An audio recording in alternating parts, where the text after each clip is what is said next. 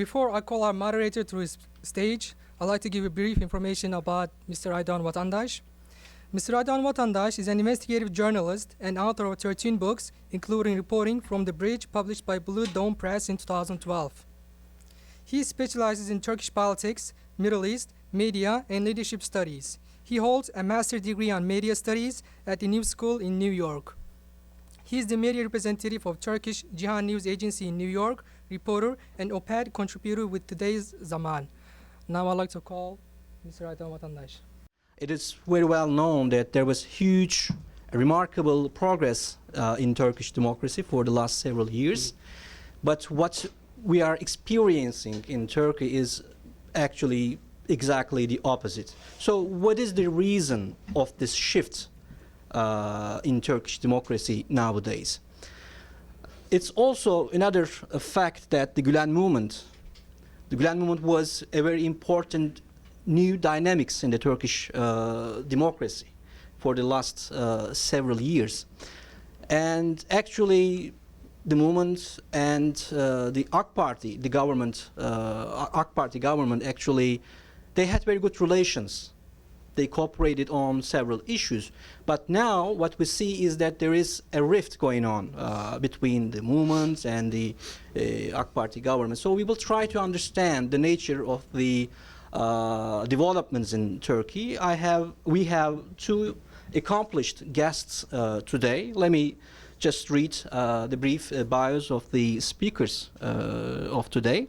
Dr. Fevzi Bilgin, on my right, is the executive director of the Rethink Institute in Washington, D.C. His areas of expertise are constitutional politics, religion and politics, political liberalism, Turkish politics, Middle Eastern politics, and U.S.-Turkey relations. He received a BA from Ankara University and a Ph.D. in political science from University of Pittsburgh. His publications include recent book Understanding Turkey's Kurdish Question and Political Liberalism and Muslim Societies. And Joe Lauria, on my left, has been a journalist covering international affairs and the Middle East for more than 20 years. He is the Wall Street Journal's United Nations correspondent. Mr. Lauria has been an investigative reporter for the Sunday Times of London and has also a correspondent for the UN in New York, for the Boston Globe and the Montreal Gazette and London Daily Telegraph, the Daily Mail, Johannesburg Star, and National. Thank you for coming, guys. Thank you. Thanks. Mm-hmm. And let me start with Dr. Bilgin. So please tell us what's going on in Turkey. We know that there's a corruption case, and afterwards we have seen a huge pressure on the Turkish media by the government. And something really weird happened on the judiciary system. They removed the prosecutors who started that actually the case about the corruption scandal. So tell us about the recent developments in Turkey, please. Okay. First of all, thank you for inviting me to Turkish Cultural Center. It's always interesting to be in Manhattan, occasionally. Let me start by referring to Turkish model, which we used to hear very frequently, until recently. But I think right now this model is facing enormous challenges. Turkey has been a model, was seen as a model because it successfully fused democracy, Islam, market capitalism, and economic growth. And now this model is facing serious challenges. So what's happening is that, December 17 corruption basically opened Pandora's box in Turkey. This was a serious investigation by Istanbul prosecutors against cabinet members, against businessmen who were very close to Prime Minister Erdogan himself. The AKP government has never been challenged by such serious allegations, corruption allegations before. So that's very important. There have been rumors. There have been people who were used to talk about that, but allegations of this magnitude were not out before.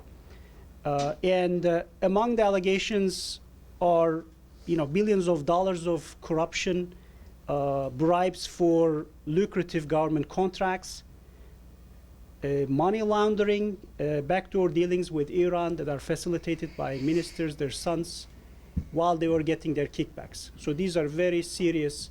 Each and every one of them is enough to, collapse a government in a normal working democracy. The investigation jolted the political scene in Turkey and shifted the political balance just because it appeared, a few days before the critical local elections. And since then, government is trying to deflect the corruption charges by doing two things together.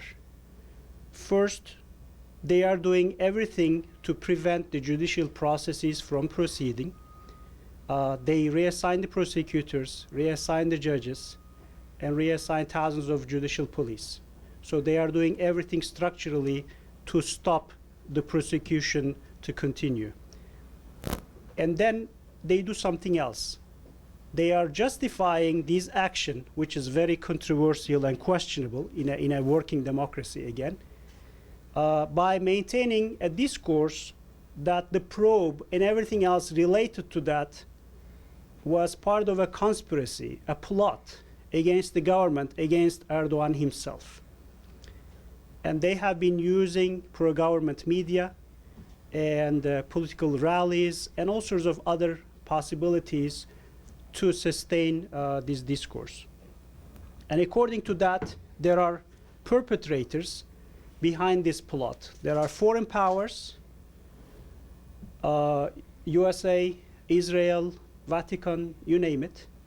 And then there is a foreign-led fifth column within Turkey, and that is Gülen movement. So that's the argument, that Gülen movement is used as a front organization inside Turkey to plot against government, but influenced or led by foreign powers. So that's the argument that they use in Turkey, and you read in Turkish media. So I believe that Gülen movement is targeted and nowadays criminalized for a variety of reasons. There was a cooperation or like overlapping interests between the two, like AKP and Gülen movement in the past. Everybody knows that. But then what happened all of a sudden? That they decided to target the movement rather than any other organization or group. I think the first reason is that the movement is very influential in Turkey. It's a large group, lots of educational institutions are established by the movement, so that youngsters and their parents and so on are indirectly affiliated or influenced by the movement's organizations. It's a vocal movement. They don't stay silent. They have a strong media, independent media, that can influence discourse in Turkey. Second, Gülen movement is the only force that can address conservative base as well as secular base in Turkey. And conservative base is where AKP is deriving its power from. So that, in that respect, it's a formidable force to AKP to deal with if they are in conflict with the movement. And another reason is that AKP was successful to co-opt or buy other small conservative groups, but they were not able to co-opt the Gülen movement. They couldn't buy it, so that this has been, I think, a problem, lingering problem in the minds of the leadership to deal with sometime, in a kind of a proper timing. And then recently, movement is displaying a strong social opposition because of the divergence of the values between AKP government and the Hizmet movement. There has been an overlapping situation between the two because the movement has been supporting, pluralist democracy in Turkey, and that has been going on for the last 20 years. And in that sense, there was some sort of a cooperation between the movement and an AKP government in terms of getting the media support of the movement. But then some of the changes in the last 2 years or so broke that cooperation. So Hizmet or Gülen movement was displaying social opposition, and that was a problem for the leadership. So, and let me try to explain why this has been a problem now rather than before. Of course, December 17 was a catalyst event, okay? Because it's just as I said, jolted the whole political balance, and an Erdogan government is on defensive. So that's very important. It's a visceral defense that they are displaying. But then there have been some other developments in the last 2 years that brought out these outcomes. I can say that, when we look back in the last 10, 12 years of the AKP rule, I think the AKP of 2002 was a fragile, cautious, but ambitious party. AKP of 2007 was validated by popular support. And I believe that AKP of 2010 was a visionary party. But now, when we look at the AKP currently, it's more of like a leader's party, it's Erdogan's party, and there's no question about that. So, it's now, it's a burning question. How did this happen? What happened to this visionary party that we knew in 2010? I believe that, after 2011, especially in the aftermath of constitutional referendum, that really, led demilitarization of politics, and also somehow subsided the judicial tutelage over the civilian government. Erdogan, and if you add that to the election victory that they had in 2011, by getting half of every vote, okay, 1 in every 2 votes in Turkey, Erdogan was able to consolidate his power to the extent that he could not be challenged at all in Turkey, inside his party and outside his party, as a political leader. Second, they moved on to co-opt other conservative leaders, such as Kurtulmuş and Süleyman Soylu. That may have created some problems, for example, if they were independent parties right now. Internal opposition within the AKP gradually was silenced in the last 2 years.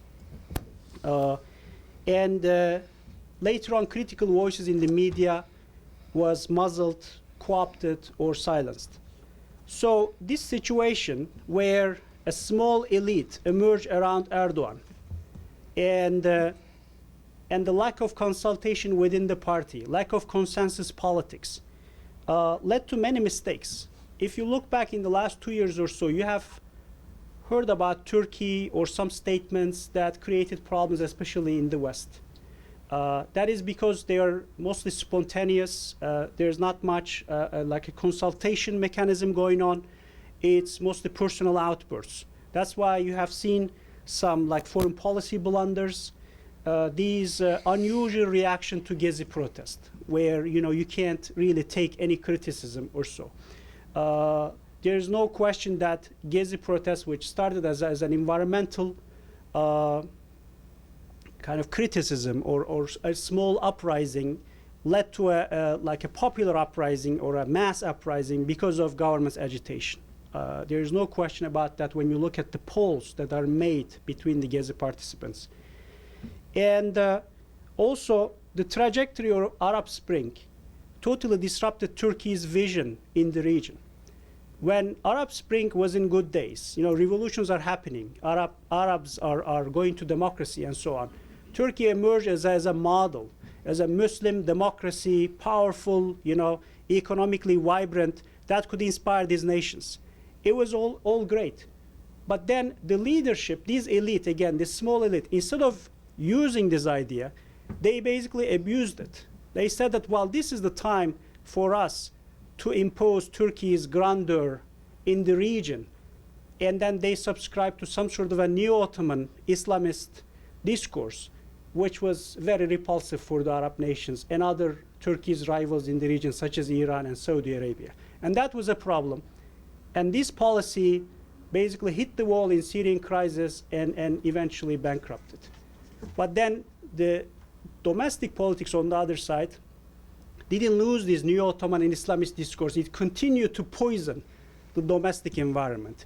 And when you look at the leadership statement right now, you see that they are still using this sort of discourses. That's why they are blaming the West to be behind this plot. So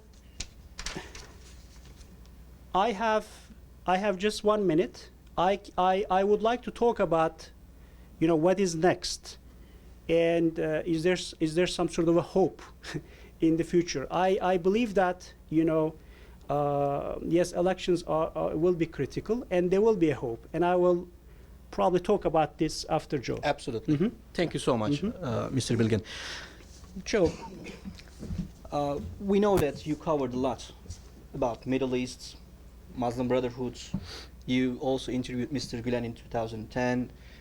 Most recently, you interviewed Mr. Kılıçdaroğlu. So you actually know a lot about Turkey, the Turkish politics, Turkish democracy.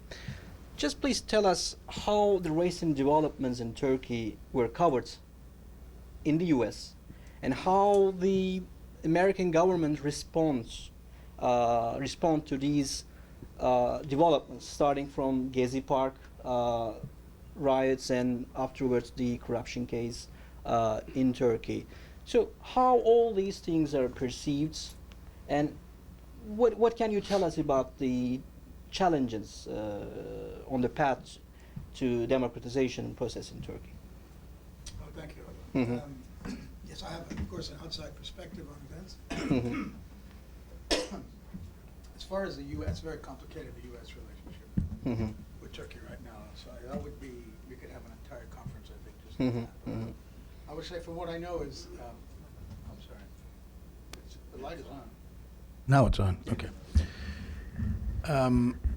I know that when Mr. Erdogan was in Washington last year, I think In last May, May, yes. right, May. The Wall Street Journal actually had a very good story that came out several months later, in which there was a hugely fierce argument going on between the Prime Minister and the President, and the foreign ministers were there. Apparently, Obama was not happy about, obviously, what was going on with the park and various other movements has just been described. I mean, it's no secret to the American government that Erdogan has, I think, emerged with probably his true colors. And there's no way to know for sure what their thinking was back in 2002 when they took power. But the way I see it is the AKP is, in essence, a de facto branch of the Muslim Brotherhood. And why do I say that? Because the tactics seem very similar to me. And what are those tactics in a nutshell? To appear moderate, to be in favor of democracy, and I'm going to get in a second, I'm going to go into what I mean by democracy, and to win elections, not to challenge secularism in the country at first, not to be confrontational. And there's an analogy, a very crude one I could make from secular history in Russia in the early part of the 20th century when there were the Mensheviks and the Bolsheviks. The Mensheviks were a moderate party that gradually wanted to institute a socialist regime in the Soviet Union, or in Russia before the revolution, and they wanted to go through elections, and then there were more radicals, the Bolsheviks, who believed you needed violence to overthrow the system and institute it. And I think we could compare some of the more extremist Islamist groups, of which there are so many, operating, not just Al-Qaeda, which Americans are fixated on, and the Muslim Brothers. And there's very different in their approach, in their appearance. The Muslim Brothers are moderate. They won elections. They won election, and clearly the most famous one, most important one, in Egypt. And then what happened? We see that they are, little by little, I think, instituting an Islamist agenda that then begins to upset not only secularists, but even religious people who don't want, who believe that there should be some kind of separation between Moscan state. And so I think that we're seeing now whether this was their plan all along or not, or whether it's gone to his head. And this is and Erdogan wrote a great piece about whether Erdogan is a caliph or not, and he concludes that it's a personality cult. That's really what's going on here, and I don't think anybody can deny that. So whether this thing grew and he became a megalomaniac with power over winning this big election in 2011, or whether this was all along their plan to gradually institute that. And of course, the other analogy with Egypt is the military being the protector of the secular values in both Egypt and Turkey, and that's not a great solution either, obviously. We're seeing what's going on in Egypt, and we saw previously what happened in Turkey with the military intervening in politics. And that brings me to my quick list that I want to make of what is democracy. Now, a lot of people think having an election is democracy, and that's completely inadequate. It is one very small part. I've listed about 14 different elements. I'm going to quickly name them, and then as a way for us to maybe discuss how, what kind of a scorecard, or what do you call that in school when you get your grades? Report card. Yeah. Your report card, Erdogan's report card on these 14 subjects. I think he may have, well, I may give him a B on one of them. So, yes, you need elections. And they need to be free and fair. And they might be even freer and fairer in Turkey than they have been in the United States in recent years.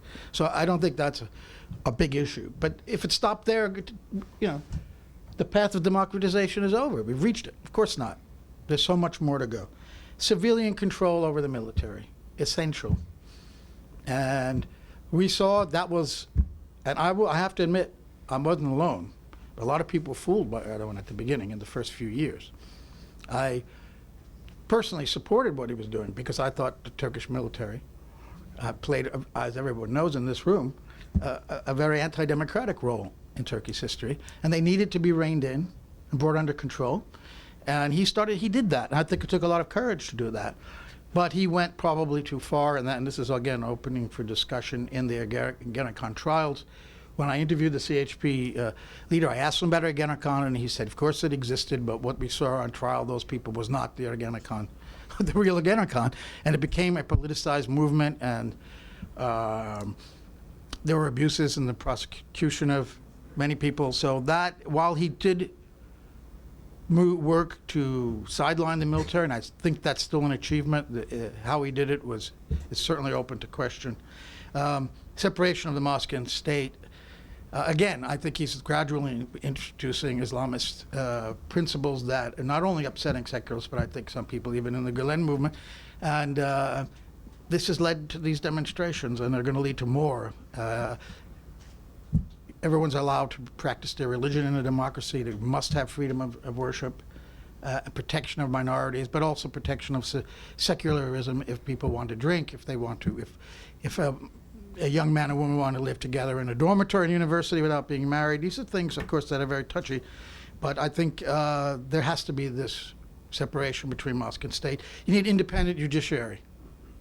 I don't need to begin to tell you what's been going on with that in terms of the response to the corruption allegations. I mean, this is absolutely unheard of in a democracy for a government who's under accusation before it's even brought to trial to start firing or reassigning police, the very police who were involved in the investigation, and judges. I mean, it's just amazing that he would do this.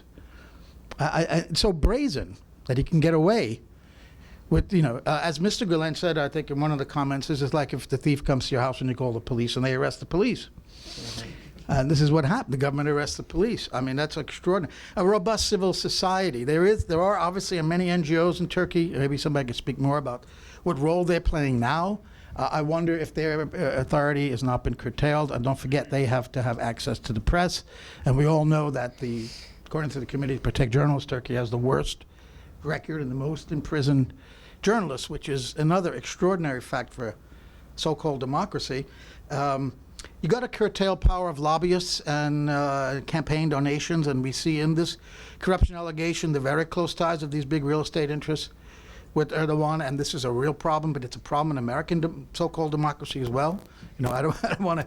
This is a huge, huge problem in the U.S. where Congress seems to be completely bought by big, powerful interests and does not represent the people anymore. And by the way, on military control of the civilian control of the military, even in the U.S., you can go back to the great film 7 Days in May that was made in the Kennedy administration, and JFK allowed them to film one weekend inside the White House. Those were actually in the actual Oval Office. Why? Because he felt the pressure from military during the Cold War. So even in the U.S., we've had this great tension between the military and civilian rule. And you can even go back to Petraeus recently talking Obama into this surge in Afghanistan he didn't want to do. Cuban Missile Crisis again. So I just want to put that in just to show you I'm not saying America is necessarily a beacon of democracy, and only Turkey has a problem like this. You need a free press. I think I mentioned this. There isn't one, or there's certainly attacks on the press. A journalist was just, an Azeri journalist was just deported for a tweet. This is, you're not on the path of democratization if you're doing stuff like that. You know, even in minimizing income inequality, I argue is part of democracy, because money is having power, and if people have no economic security, they can't have a strong voice. They don't feel secure, and that hurts democracy. They need a public access to the internet and media, and we're seeing now what's going on with the internet. There's demonstrations the other day where he could sort of, within 4 hours' notice, now the government can pull down a site that's writing about these corruption trials, for example. You need access to health care, I think, and social assistance. Again, you need security of people. If democracy means ruled by the people, people have to be secure. And I'm just learning today that even the health care system of Turkey, which was a state one, more advanced in many ways than the United States, is also now starting to be attacked by the government and is not as good as it used to be. And I would say last, equality for women, and who are also a big half of the population. And I'm reading here in an Al Jazeera piece some really horrible facts about the numbers of murders of women in Turkey. And it says here that he has constructed 17,000 mosques since he's been in office, and there's only 120 shelters for women. So those are just some points I'll throw out that could be part of the discussion about whether Turkey is meeting these benchmarks for democracy. I would argue hardly on any of them. But again, many other countries, including the U.S., fall short too, but we're talking about Erdogan's personality cult now. Thank you. Thank you so much, Joe. Mr. Bilgin, we can go on with you. I mean, you can just make your remarks that you just left, please. Yeah, I want to talk about, because after giving this dismal picture about Turkey, everybody's question is that what is next? Yes, and is there a hope? So let's talk about the next. There will be local elections end of March, and normally local elections in Turkey is just about local elections, but then this become some sort of like a critical referendum for Erdogan's career and AKP's future because of everything that happened. According to a recent survey, AKP still holds the lead despite some loss of support. And they are averaging around like 42% or so. Which one is that? Which survey is that? Average. Average. Averaging, yes, averaging the survey. So if you're curious about it, at our website, rethinkinstitute.org, we are basically updating all the polls there on a daily basis when they are available. So you can check that. I believe that Erdogan needs to win big to survive the corruption charges. That's for his personal career. He needs to win big without kind of like, it should not be a questionable win. Then he can survive the corruption charges politically, of course not legally, but politically, you would say that, well, people, okay, forgive him, it's okay, they are okay with him and so on. It's interesting that when you look at the surveys, about 2/3 of Turkish population and 1/2 of AKP's supporters believe in corruption cases and then believe that government is obstructing justice and preventing the cases to proceed. But despite that, they still vote for AKP because of lack of alternative. In local elections in Turkey, Ankara and Istanbul are always critical. They are the big prizes. and both of them are now controlled by the AKP. If they switch hands, that will have consequences. If both of them switch hands, that will be really bad. I mean, that will be catastrophic, basically. So that's an important thing to look at. Normally, in local elections, incumbent parties receive less votes than the parliamentary election. So last time around in 2009, AKP received 38% of the votes, but then they received 50% in the last parliamentary elections.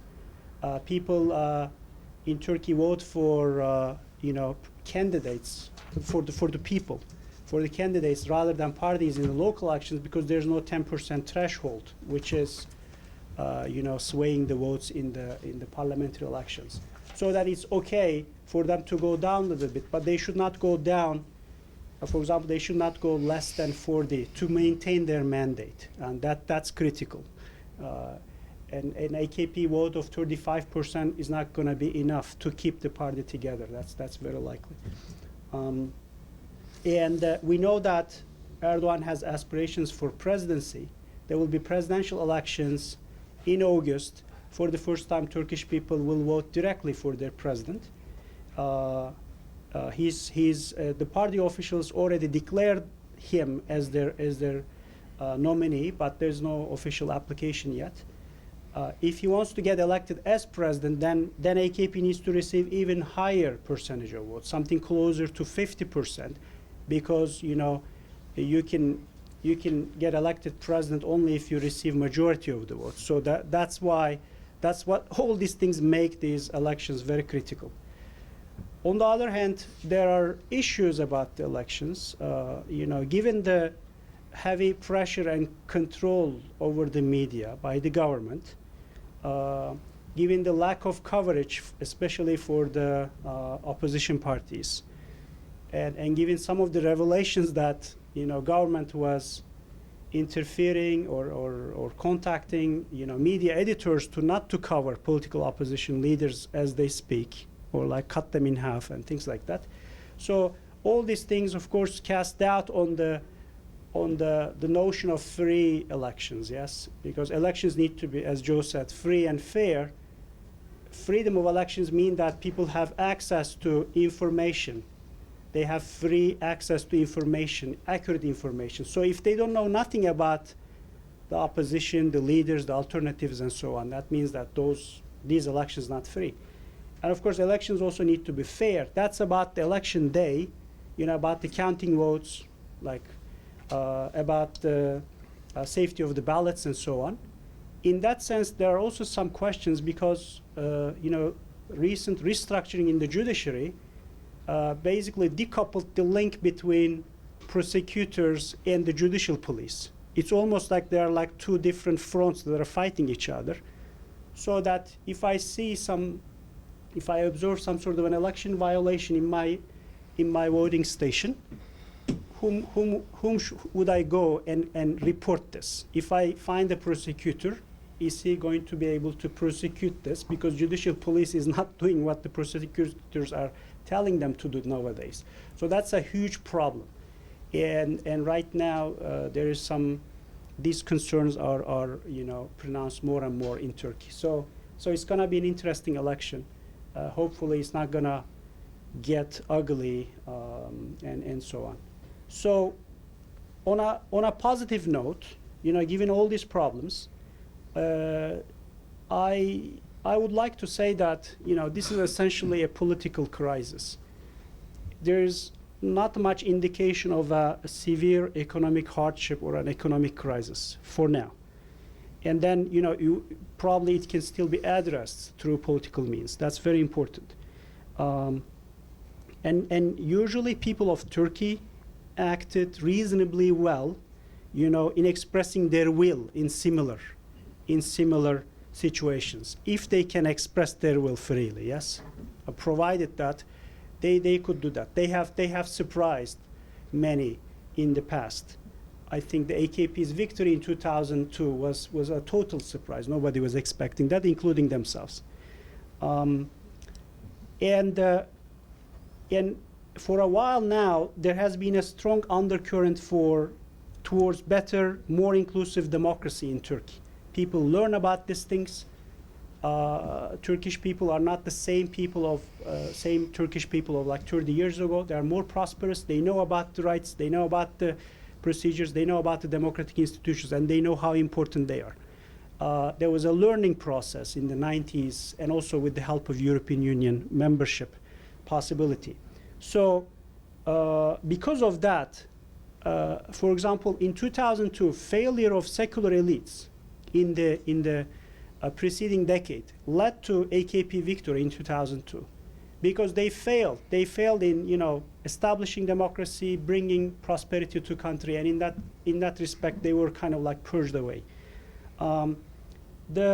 The military, the excesses of military oversight, you know, this thing that called in Turkey as military tutelage, where military is just controlling every aspect of civilian government, that ended, you know, practically speaking, in 2008, 2009, because of their excesses, and they lost their influence in politics, again, you know, practically speaking.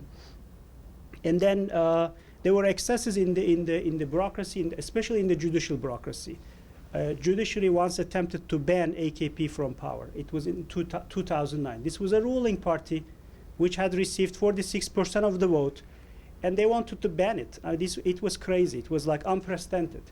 And what happened? That led to a very overarching constitutional referendum which restructured the whole judiciary, became more democratic.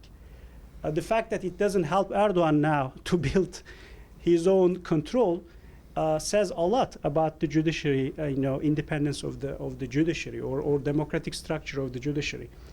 So similarly, you know, the current leadership in Turkey, by resorting to these non-democratic authoritarian measures, I think is just simply preparing its own demise. And that's what happened in the past. That will happen now again. And eventually, I believe that new faces, new people will take over. And that is the trend. It's a very strong trend. We sometimes miss the bigger picture by looking at the, you know, daily politics in Turkey. But the bigger picture, these undercurrent, these democratic wave is very, very powerful in Turkey. And I think that's the hope. That's the light at the end of the tunnel. And in that respect, this could be a phase in Turkey's progress toward better democracy. Mm-hmm. Mm-hmm. Joe, if you don't mind, I just want to ask a question, a quick question to Mr. Bilgin. If the corruption case in 17th of December wouldn't start, do you think that these developments would occur?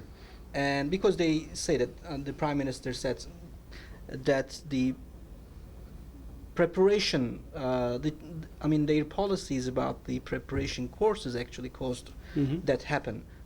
Do you agree with that argument? And why do you think that they wanted to close down the preparation courses, which are actually linked or related with the Gülen movement? And do you also see a rift between political Islam, what political Islam represents, and Gülen movement type of Islamic interpretation? Is that related with that issue as well? Yes. Just 5 minutes. Yes, exactly. I mean, it's very important question. Would we see this sort of deterioration in democratic institutions so quickly? Yes, if December 17 never happened. So I think we would see it eventually, and probably it would be even more fatal, because if December 17 didn't happen, I think AKP would win very comfortably the local elections and also presidential election probably, and then it would be point of no return, and this is one thing. Second, some of the controversial legislation that we are facing right now, such as the one that restructured TSYK, the Supreme Court of Judges and Prosecutors, the one that now silencing internet. These were on the work before December 17. Okay, this was in the agenda of Parliament 2 months ago. So it was part of the process. They were coming anyway. And I think, and in the meantime, they have been doing everything to cover up these, the evidence and so on. That's why I believe that prosecutors were not done in terms of collecting their evidence, but they had to launch it because there was no other way they would miss this opportunity. You hear a lot from the AKP circles that the timing of this incident is kind of very meaningful, very telling, very controversial, just before the elections or so. I think if I'm a prosecutor and if I want to hurt the government, I would do it a week before the elections. Then you won't have time to regroup, basically, yes? Or even after you win the election comfortably, that would hurt even more. So, they have done it, it seems to be, whenever they were ready. The judiciary in Turkey, it's an interesting animal, okay? I won't be able to defend altogether what they do in general, because the prosecutor that has pursuing the corruption charges is also trying to indict the Gezi protesters, okay? So funny things can happen. So, but democratic people in Turkey is saying that, okay, give them a chance. If you are not guilty, let them acquit you, okay? But give them a chance instead of taking to these different directions and looking for fifth columns and messing up the whole political discourse. So that's the thing. With regard to rift between AKP and the Gülen movement, I think we have to pay attention to the fact that AKP is a political party. Political parties are there to win political power. Gülen movement is not a political party. It does have political goals, but it's not a political party. It's a more of like a social presence, social movement. That's why we call it social movement. Social movements have religious, non-religious, political, social goals. Okay, and the declared goals of Gülen movement is focus on education, focus on poverty, focus on unity in the country. I'm talking about Turkey. And focus on more democracy and civilian control of military, where they supported very strongly when AKP was alone and nobody was supporting them in the heydays of military control in like 2007 or so. But then we should note that, or we should not forget that they are coming from different backgrounds. All right. If you are a social movement and if you're advocating pluralism, more plural, more inclusive democracy, that means that you don't want to impose something from top down, and you don't want like a statist Islamization, or stated Islamist discourse in Turkey. The movement has rejected that notion from the inception in 70s. Okay, political Islamists apparently approached Mr. Gülen to join their ranks, because he was a very popular preacher in Izmir, and he rejected them. He rejected them several times. And since then, the relationship between the two was always sour. What happened? The AKP leadership, like Erdoğan, Bülent Arınç, Abdullah Gül, and so on, all of them are coming from Islamist discourse, Islamist background. But after 1997, and after Mr. Erdoğan was jailed and so on, they declared that they left their Islamist garb. Okay, now they are Muslim Democrats. They are conservative Democrats. Yes, that's what they call themselves. And at that time, instead of the movement kind of getting closer to AKP, actually AKP's discourse got closer to movement's discourse. All right, so that's how they converge. Even then in 2002, many movement people didn't vote for AKP because they were suspicious about their goals. They think that they're hiding it, and they'll try to do something about it. So that coexistence continued until 2011 or so. But then, since then, I think the AKP leadership went back to their factory reset, all right? And then these neo-Ottoman Islamist language re-emerged again. And as Turkey, never gets any benefit from military control, it also never gets any benefit from Islamist discourse. I mean, there is no case. It's very interesting, popular way of political discourse, but doesn't bring any benefit to Turkey, and it kind of narrows down the vision and makes the country very parochial. So these are the major differences. It's kind of like a rift, DNA rift, so to speak. Okay, but that doesn't mean that social and political actors cannot act together, and they have done it. Thank you so much, Yes. Dr. Bilgin. Joe, let's go on with you. I want to ask something about the foreign politics, because you covered Middle East a lot during the Arab Spring. Please tell us something about what happened between the United States and Turkish government, because Turkish government, after these corruption case, actually starting with the Gezi Park protests, they accused of some external powers to plot all these, conspiracies against them, against their government.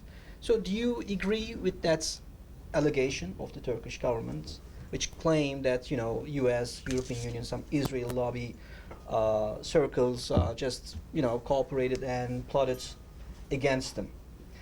Do you think this is likely, or what happened between the Turkish government and U.S. government during the several years, and did they make any mistakes during the Arab Spring? What was the Who, the U.S. or Turkey? No, the Turkish government. What was the discomfort of the U.S. government against Turkey, if there are some, conspiracies or problems between the two? Well, it's an impossible question to answer about foreign involvement in a domestic and indigenous uprising. However, I mean, it happens, and sometimes you can have a genuine popular uprising. In fact, many times you have genuine popular uprisings, and if it's in the interest of foreign powers, they will somehow get involved in that. They can divert and pollute it. I think Syria is probably the best and most live and critical example, because while it may have started as a popular uprising against Assad, and he led and has led a very repressive regime, so it's not hard to believe. Not too long, and this is a big matter of debate, when did foreign powers start getting involved? We started seeing extremist groups backed by Qataris and Saudis, and then Turkey, come and hijack this revolution, and now we've got a complete mess where there's no good actors in Syria, in my view. I don't think you could support either side here, and you want to see the thing come to quickly to an end in terms of the violence, but I don't see that happening, because both sides do not think that they could lose. They still think they could win militarily. So what happened in Gezi Park, to me, I don't know, but it seems to me that was certainly a legitimate protest by secularists and others against liberal circles. The liberals. Yeah, what we've just been talking about, this personality cult of Erdogan. Now, it didn't seem that large, and it wasn't in the end that sustained. I would be surprised if there were American or Israeli interests in there to try to overthrow Erdogan. I really would. I don't think the United States necessarily wants to overthrow Erdogan. I don't see any evidence of that, although they might be unhappy. They're also, in a line talking about foreign policy in Syria, more or less, because they want Assad overthrown. So, and who knows what's going on inside Turkey, inside Jordan, in terms of the arming and training, who's paying for what, who's training what is the CIA's role is. Certainly it's happening in Turkish soil, and it's happening in Jordan and elsewhere, and there's certainly foreign involvement, but I wish I had the answers to these questions. I'd have a damn good story, but I'm not on the ground there. Do you think that Turkish government exaggerated its role during the Arab Spring? I mean, that's a very good point. Yeah, that was made. In fact, I loved how you combined the domestic and foreign policies there, that there was this new Ottomanism, and then while they hit a wall, as you said, in Syria, it was implemented at home. Yeah. And I think this is another part of democracy. Foreign policy is part of domestic policy, and that's a very good example of how it can be. And if to have it, you have to have a foreign policy that's beneficial to the people. That's one. I could add that to the list, along with allowing peaceful protest and universal education. And we see the assault on the prep schools. But I just want to say one thing about the future here, and what you and this cult of yes, there's a cult of personality, and the guy is acting more and more dictatorially. However, he has support. I mean, he has huge, still popular support. So I think the battle is on the ground as well amongst peoples, against peoples like those who went to the Gezi Park protest, and the people who are still going to vote for him. And there's a potential there, I think, that frightens me. Of street violence. Turkey has a history of that, certainly in the 70s. It's more than just Erdogan's power as an individual, and somehow he's got still this support, and so he's resting on that. And what would prevent, as Morsi had, of course, in Egypt, big support, what would prevent Erdogan from really becoming a dictator and going completely along the lines it looks like he's doing, the opposite of the path of democratization, the path of dictatorship. Who's going to stop it again? In Egypt, and I make this analogy, and there's a huge difference between Egypt and Turkey, mostly economy and level of education. Turkey has an educated workforce and a much more developed economy, and there's real potential to solve this problem because of that. In Egypt, it seems hopeless because there is a disastrous economy. There is no high level of education. It's a very different situation. But two dynamics are still there: the military supporting the secularists, and this Muslim Brotherhood or Islamist party struggling for power. This is the same kind of struggle, though in two very different circumstances. So what happens in Turkey? Does the military come back again? No. This is what's missing in Egypt, and where Morsi got elected to begin with is a well-developed, liberal, social movement, political party, secularist and liberal party that could have beaten Morsi. So what do we have in Turkey? Is the CHP the party, the one that was for so long aligned with the military, of course? Are they really in a position to win? Doesn't seem that way in terms of the polls. I'll just throw that out there. But with absent a party, a secular civilian party to wrest back from Erdogan this dictatorial direction, well, what is the alternative? Can Turkey do what Egypt cannot do, I don't think, in the short term, maybe in a very long term? Let's ask this question to Mr. Yes, Bilgin. that's what I'm asking. Sorry. Well, in terms of, yes, the military intervention, I think if we were in all Turkey, there could have been already 3 military interventions so far.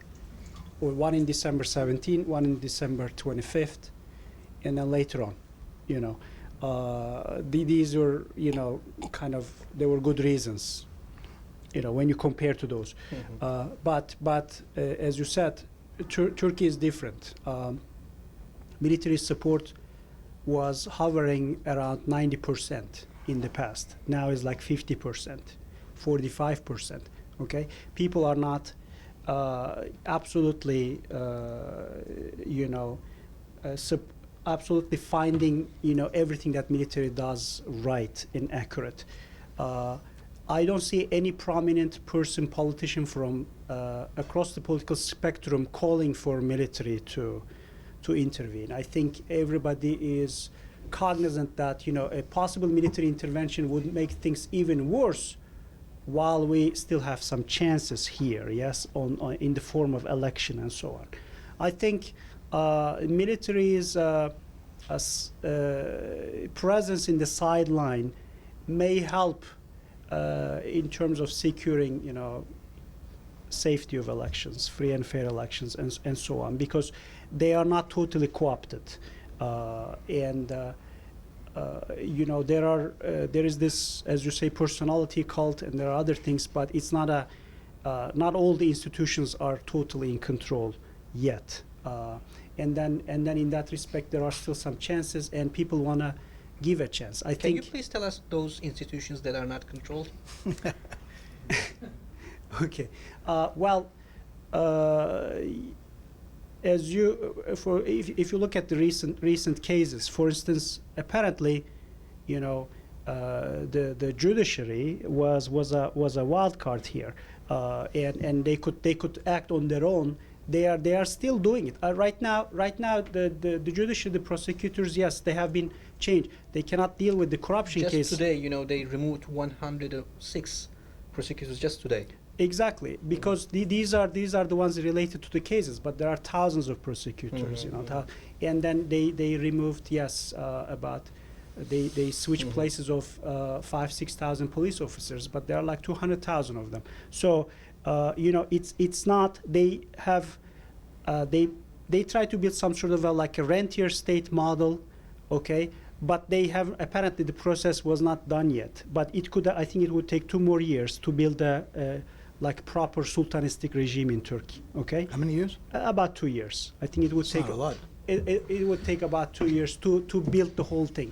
National intelligence, the upper echelon of national intelligence works for Erdogan, but it's not clear what the others are doing. I mean, on the mid and lower level, it seems like there is a competition within the institution, because you know we hear and see revelations that are in competition with each other in the media, okay, and they are all coming from the intelligence, and as you say, like military establishment is totally silent, just watching and doing nothing. So these are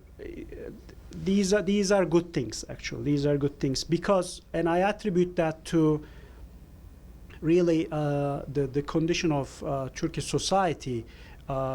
It's a more educated society. It's more literate society. It's richer in many respects. Okay, it's more open-minded. It has, many of the members has seen outside world. They know what democracy is. Previously, democracy was the name of a party. Okay, but now they know what it is. They can see this encroachment of Islamist discourse, and they don't like it. Okay, so all these things are very important, very important. But what is the alternative? I mean, can the CHP win? Is there a possibility of a Gulenist CHP alliance? Should the Gulen movement become a political party, or who's going to stop Erdogan? Is what I'm saying. If not, we don't want the military to stop him. Who will? Who can? I believe that you know, I think if elections are done properly, there will be some consequences in that respect. I don't think the election is in the basket for AKP. You know, they will win the elections, but the percentage is so important, and then you know, it may be difficult to regroup the party again under the same leadership. There are rumors about President Gül's aspirations and so on. These are kind of in play, and everybody's waiting for the local elections. There may be a new party, there may be new political movements and developments. I think the situation will be ripe for that between the two elections, like March elections and then presidential elections. Now, since you know, you can basically have a candidate, a presidential candidate, even an unknown person, and you can rally around him, and then you can build some political movement out of it. I think that we will see some things like that. So that's why you know, when survey companies are polling Turkish people, they also ask about their presidential preference. All right, it's almost like connected to each other. Some of the surveys show that people approve, 40% of the people, let's say, approve Erdogan's, you know, job. They approve Abdullah Gül's job, but they are not necessarily supporting Erdogan's presidency. All right, and some of the telltale signs of this, whether he would run or not, because he's been, last couple of days he's been talking about canceling out these maximum three-term condition. It's a self-imposed condition that if you serve 3 terms in parliament, you know, you'll be just out for 1 term. Okay, so that even Erdogan himself is subject to that, you know, apparently. But they say that we may change that. That means that he may want to stay as prime minister and then try his He doesn't chance. think he could win the presidency. Try his chance in the parliamentary election, which is scheduled for 2015, but there may be early elections. Could I ask, Please, go ahead. how much has he been hurt by the way he's handled the corruption now, more than just the corruption allegations Yes. themselves? And doesn't there have to be a referendum before he could, to change the nature of the presidency, to make it a presidential system? And where do we stand with that? Yeah, we're not talking about, let me answer the first part. We're not talking about the presidential system in a presidency in a presidential system. This is still a parliamentary presidency, but it's still very powerful in Turkey. But doesn't he want to change that? I thought he wanted to. He wanted to change, but He that's couldn't. off the It's off. Yes, It's it's, off. it's Oh, off good. the table after the Gezi protest. It's off the After table. the Gezi Yes, protest. yes. So people, analysts are saying that, presidential system off the table after the Gezi protest, and Erdogan's presidency is off the table after December 17. That's kind of like almost there is a consensus in that. We'll see about that. I mean, this is my analysis is not personal here. It's just like, and in terms of popular support, his approval rate was about 70% in the winter of 2011. 70%. Okay, that was really good time. After the elections, there was an excitement about the new constitution. All right, there was some peace deals with the Kurdish PKK and so on. So I think everybody was content, and it started to go down. And last month it went under 40% for the first time in his rule. So it is important. But in the meantime, Abdullah Gül is also, his numbers are also moving down faster than Erdogan's numbers. So that's another thing, because people think that he's very quiet, he's passive, he's not doing anything to stop. And now he's going to be tested with this internet law. And even the US, which is very timid about all these things, yesterday, State Department made an announcement that this will be a test for Abdullah Gül. We know him as more Democrat, member of the AKP and so on. So they said, okay, you go, Gül, do something about it. I think it was like an encouragement in that respect, and everybody is waiting. I think the most interesting thing is the fact that Abdullah Gül has the most number of Twitter followers in Turkish Twitter, is about 4 million or so, and then people are threatening him to unfollow him and spam him if he passed the internet law, which will basically silence Twitter. So because there won't be any point and that would be very interesting to see. I think that carries a lot of greater political risk for his career too, if he wants to continue to be relevant in Turkey. Gentlemen, thank you so much. Joe, if you don't have any final remarks. I do have a final remark. Please go Quickly, ahead. talking about external powers getting involved in local protest. We saw just now the leak of this YouTube phone conversation between Victoria Nuland and the American ambassador in Ukraine, which they clearly are openly discussing meddling in the internal affairs of another country, who they think should be in the new government, of a government that was elected. Interviewed that president of Ukraine 2 years ago, which I can't do now. And then he also talked about, she also mentioned the UN's Jerry Feltman. Feltman is the Undersecretary General for Political Affairs, the senior political officer for Ban Ki-moon, the Secretary General, but he was also the ambassador to Lebanon and a very senior State Department correspondent. When he came into that job, a lot of people were suspicious that he would be doing the U.S. bidding, and we got proof now that he was involved in the Ukraine. So there's no question that the U.S. gets involved. But in Turkey, I think the main issue for the U.S. is stability, good relations with Israel. It's a NATO country. They want to maintain their bases there. I mean, maintain Turkish stability, maybe even a good bulwark still against the Russians, not like the way it was in the old days. So I don't think they're all that involved as maybe they should be. But they do lip service about democracy, and I'm sure they want to see this. But they could live with Erdogan. They could live with the Muslim Brothers. They're now living with Sisi in Egypt. It really doesn't matter so much to the U.S. sometimes about the nature of a regime, whether how democratic it is or not, but whether there's stability for and American interests are secured. The canal's open in Egypt, etc. Turkey remains stable NATO partner. That's, you know, that's what I think that's the main thrust in my view. Mr. Bilgin, if you don't have any final remarks, I want to take some questions from Sure. the audience. But please just address your questions and let it be short and quick. Sir, please. Good afternoon. Thank you, sir. My name's David Michaels from the Foreign Press Association. I have a number of questions, but I'm going to stick it to one. Please. And I'm going to go to what I think will be the most important indication of which way Turkey is going to go, which is going to be the upcoming elections. Now, as there are as many definitions of democracy as there are cultures. So let's remove democracy from this particular equation for the election. And my question is, when push comes to shove, don't you think that people really vote with their pocket? And the question goes, To both. okay, let's start. All right. In terms of yes, I think there are two sides. One is about running the election campaigns and the financing of it. Is it related to that? No, it's about their economic condition. When someone goes Yes. to Yes. vote, what are they really thinking about? Democracy, this, that? Is he Uh-huh. a dictator? Will something be worse? Will the military get? Or does he think, what's good for my pocket? That's my question. That's People well, vote with yes. their pocket.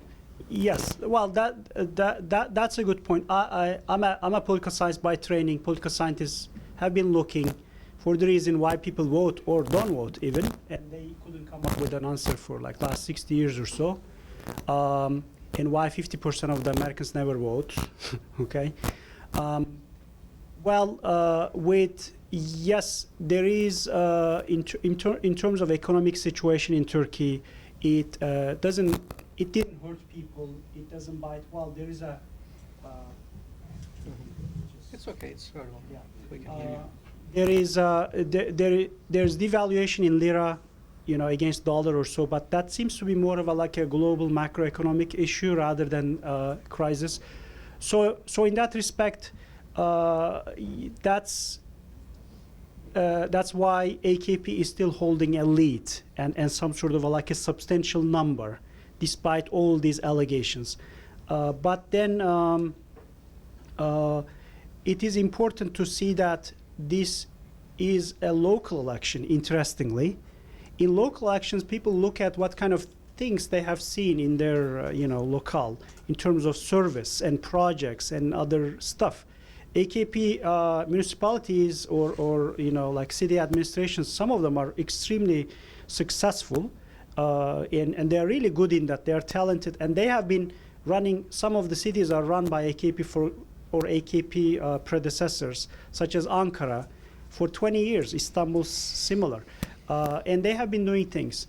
But there is also a little bit of exhaustion in the like construction-oriented culture in AKP, that it's too many things, too many buildings, too many shopping centers, and so on. Apparently, too many rents that are distributed all around. Some economists are claiming that there is a significant rise in prosperity in large major cities like Istanbul and probably Ankara, but not the rest of the Turkey. I'm not very knowledgeable about that, but there are lots of people claiming that their economic condition didn't see any change, as opposed to some a small number of people who were benefiting from the government contracts and tenders and so on. That's another issue. So we'll see. Actually, this will be a test to see whether people are really voting for democracy, voting for accountability, or just voting for the economic condition. Or just voting to send a message. Yes, that's right. First one. Mm-hmm. I would just say that the economy is still doing pretty well in Turkey, as you mentioned, and Yeah. that's obviously the other ones benefit. I think that's one reason for the big support he has. Mm-hmm. Mm-hmm.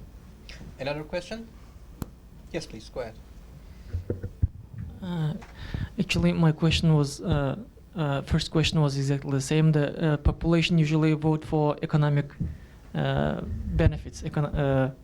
Number one, determinant of voting is mostly economics. If people are, general population thinks overall that the government redistributes the wealth like properly, more or less properly, even if they are corrupt a little bit, that's fine for them. I think usually people look at the economic conditions, and that's why I think in the elections the AKP will not like lose a large significant percentage of votes. Yes, that's why AKP supporters would say that, you know, well, everybody steals, but these guys, they steal, but they also build. Yeah. So we get some sort of a added value out of it. I thought they were saying they steal, but it comes in my direction. Yes, that's right. I mean, there's something. It's not stealing from nothing, but stealing, building a project and stealing out of it. So there's a nuance there. But I think the sympathy with this is also limited. It cannot go forever, and just because it's important how people perceive themselves, whether they are benefiting individually, directly, or rather than indirectly, and you know, it may be disgusting for some people to see some large, huge projects, and having at the same time having the knowledge that 1/3 of it was basically distributed among the contractors individually. So that could kind of throw off the balance a little bit. You want to ask another question? Just one different question to Mr. Lauria. And is the foreign policy of Turkey regarding Syrian crisis kind of confusing, because contradictory to each other? First, it's supporting the opposition against the regime, and it's Turkey's like official statement is that Assad should go and there should be a transitional government. But on the other side, Turkey is cooperating with Iran a lot on the economic terms. And as long as Iran gets stronger and gets more cash, more money, it can still continue supporting Assad, because Iran was number one financial source for the Assad regime. Otherwise, like Assad wouldn't get any cash from the other government. And how do you see this contradiction? I mean, yes, I think Erdogan wants Assad to go, but to what extent would he hurt his own country's interests to get rid of Assad? You're going to cut off important trade with Iran, because some of that money may go to Hezbollah, who's involved in the war. I mean, they have enough money in Iran, even with sanctions, to support Hezbollah. I don't think they're waiting for that shipment of pistachios to go to Turkey so they can get the money. So I think that's politics and that's diplomacy. You could be opposed to a trading partner's policies in a conflict in which you're indirectly involved, as they are, and still, you know, sign the trade deals. I don't think that they're so crazy that they would cut off. Do you agree with me? Trade to Iran because Iran is helping Assad. I don't see that. There is dependency on actually energy politics, you know, because Turkey is dependent to the gas of Iran, and they couldn't find any alternative, you know. And this is one of the actually important issues. And the second one, when Turkey and United States cooperated against Assad regime, something really interesting happened. You know, if you just examine the corruption case, the first one, which started actually December 17, the guy who just bribed the Turkish ministers, who actually, you know, resigned.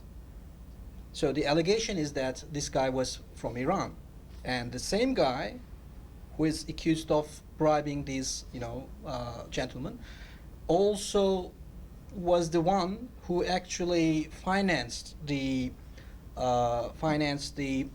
uh, assassination of or assassination attempt in Washington in 2011 to a Saudi Arabian ambassador. So this happened a big news, you know, Yeah. you remember. So FBI is making an investigation about a guy who also bribed some Turkish ministers. These are allegations, but these are all, you know, in progress.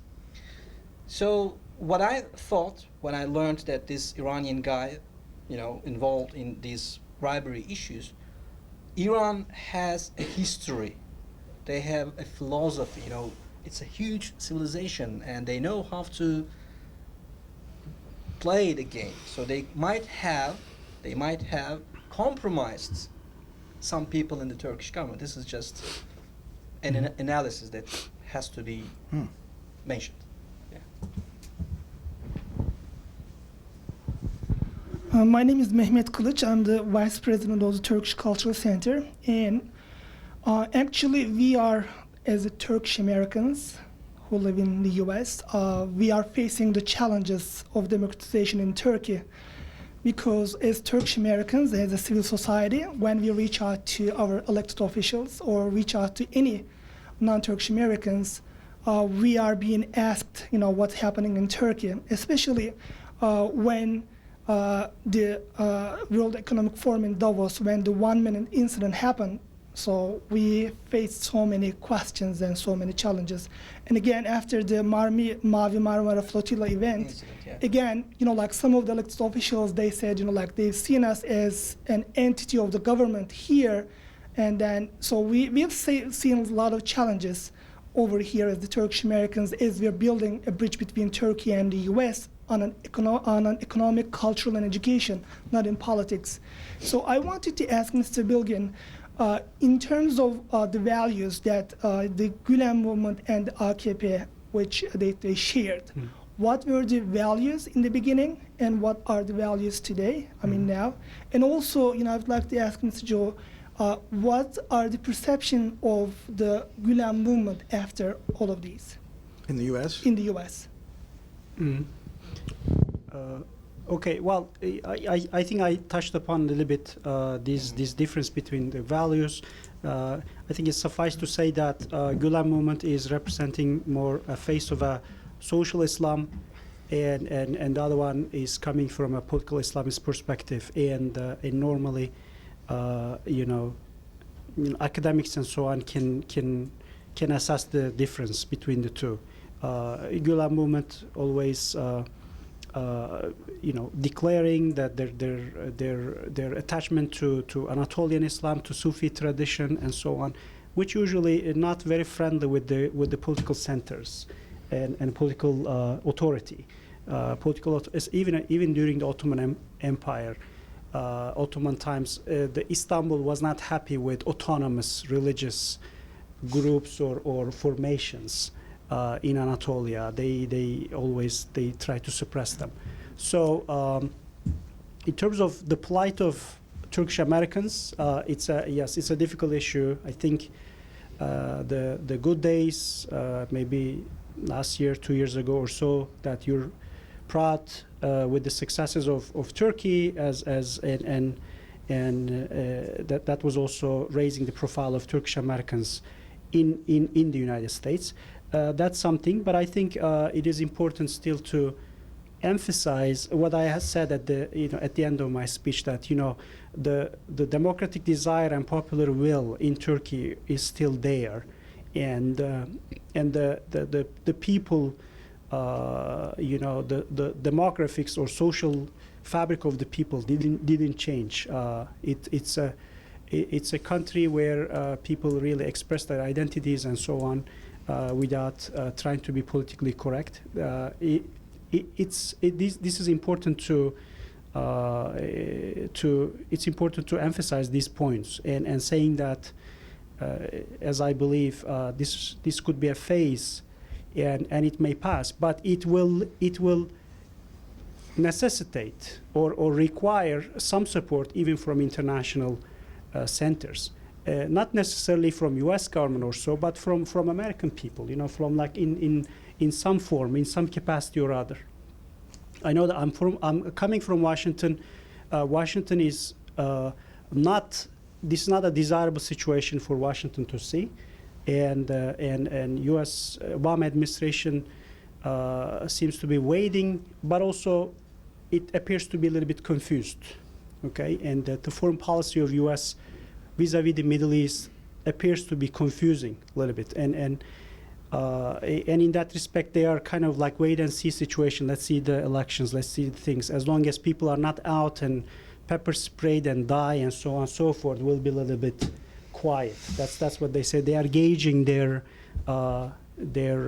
message, not to make it look like an intervention. But as far as I see, I think there are more people in the U.S. knowing Turkey and loving Turkey nowadays, even in Washington. Okay, there are those who are adamantly anti-Turkey, whatever it is. All right, I don't know why. They just want Turkey to be out. But then there are lots of people I have seen, even in Washington, in this political atmosphere, that are genuinely interested to see a better Turkey, and they were genuinely worried and concerned about the developments, and they were shocked, and you know they cannot believe that this is happening and so on. And I think that's what brings the value of the Turkish model, which is still there, which is still marketable and sellable. Okay, provided that this debacle is ended sooner than later. Thank you so much, Mm-hmm. Mr. Thank you, Joe, for coming and for this wonderful panel discussion program. And thank you to all. And we have some, some Turkish foods there. And enjoy, please.